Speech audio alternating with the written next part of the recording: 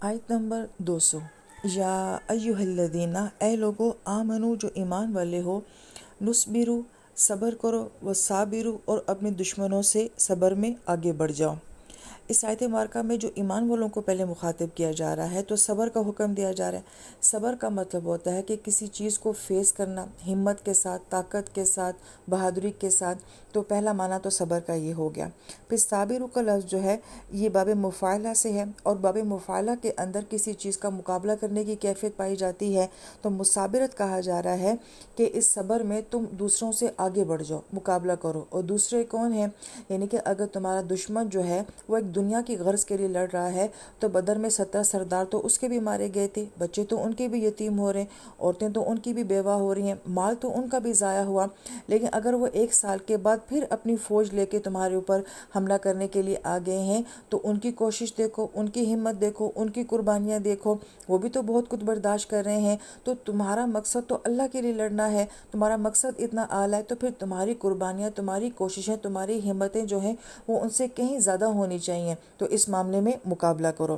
اور پھر فرمایا کہ وہ رابطو اور مربوط رہو۔ ربطہ کا مطلب ہوتا ہے باندھنا، اور بالخصوص یہ گھوڑے کے باندھنے کے لیے آتا ہے، اور سرحدوں کی حفاظت کے لیے بھی لفظ ربط استعمال ہوتا ہے۔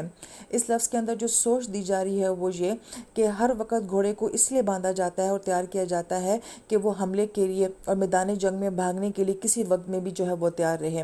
اور پرانے وقتوں میں یہ طریقہ عمل ہوتا تھا کہ فوج سے آگے ایک تیز رفتار گھوڑے کو بھگا دیا جاتا تھا تاکہ یہ دیکھا جائے کہ اگر دشمن حملہ کرے گا تو کس سائڈ سے کرے گا۔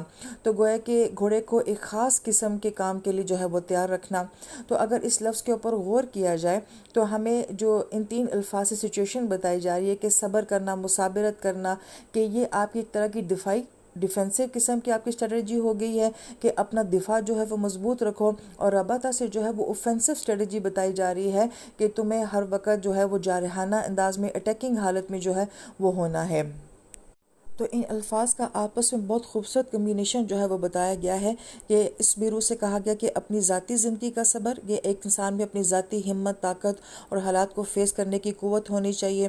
اور پھر یہ کہ ظاہری طور پہ، عملی طور پہ میدان جنگ میں، حقیقی زندگی میں ہر بندہ تو میدان جنگ میں جنگ نہیں لڑتا، لیکن اگر آپ کی زندگی میں جنگی حالات جیسے حالات آ جاتے ہیں تو گویا کہ عملی طور پہ بھی اس صبر کا مظاہرہ کرنے کی انسان کے اندر طاقت ہونی چاہیے۔ اور پھر ربط سے جو کہا گیا کہ ہمیشہ آنے والے حالات کے لیے تیار رہنا، مشکل وقت کے لیے تیار رہنا۔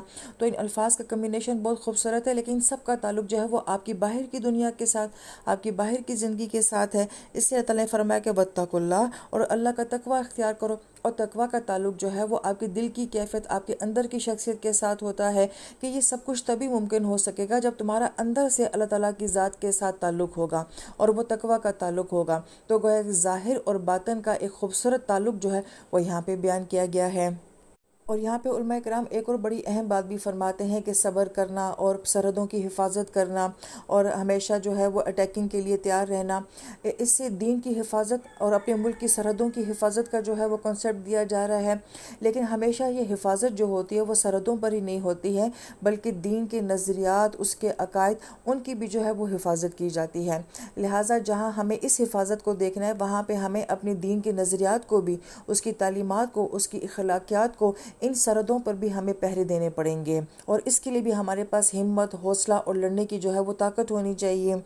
لہٰذا میدان جنگ ہمیشہ وہی نہیں ہوتا کہ جو 2 فوجوں کے آمنے سامنے ہونے کی صورت میں پیش آتا ہے، بلکہ بعض اوقات میدان جنگ جو ہے وہ نظریاتی لحاظ سے، عقیدے کے لحاظ سے، سوچ کے لحاظ سے بھی ایک جنگ ہوتی ہے جو کہ ایمان والوں کو لڑنی پڑتی ہے، اور آج کے دور میں ہمیں اس کا زیادہ سامنا ہے۔ اور پھر اللہ تعالیٰ فرماتے ہیں لعلکم تفلحون، تاکہ تم فلاح پا جاؤ۔ فلاح وہ کسان ہوتا ہے جو پورا سال کوشش، محنت کر کے، دعائیں کر کے، پھر سال کے بعد جب اپنی فصل کاٹتا ہے تو اس کو فلاح کہا جاتا ہے۔ تو تصور یہ دیا جا رہا ہے کہ اصل کامیابی، حقیقی کامیابی جو کہ اللہ کی رضا اور جنت ہے، اس کے لیے کوشش کرنی پڑے گی، محنت کرنی پڑے گی، اللہ سے مانگنا پڑے گا اور ایک وقت لگانا پڑے گا، پھر کہیں جا کے یہ جنت حاصل ہوگی۔ لہٰذا جنت حاصل کرنا اتنا آسان کام نہیں ہے، گھر میں بیٹھ کے بغیر عمل کیے یہ حاصل نہیں ہوتی ہے، اس کے لیے کوشش کرنی پڑتی ہے۔ اللہ تعالیٰ سے دعا ہے کہ اللہ تعالیٰ یہ فلاح ہم سب ایمان والوں کو نصیب فرمائے۔ اور سورہ آل عمران کی تکمیل میں ہم اللہ تعالیٰ سے دعا کرتے ہیں کہ اس سننے سنانے میں کوئی ظاہری الفاظ کی یا معنوں کی کوئی کمی بیشی ہوگی ہو تو اللہ تعالیٰ ہمیں اپنے خاص فضل و کرم سے معاف فرمائے، اور اگر اس معاملے میں کوئی بھی کوشش ایسی ہو جسے اللہ تعالیٰ نے پسند فرمایا ہو تو اللہ تعالیٰ اسے ہمارے گناہوں کی معافی اور ہماری نجات کا ذریعہ بنائے۔ آمین یا رب العالمین۔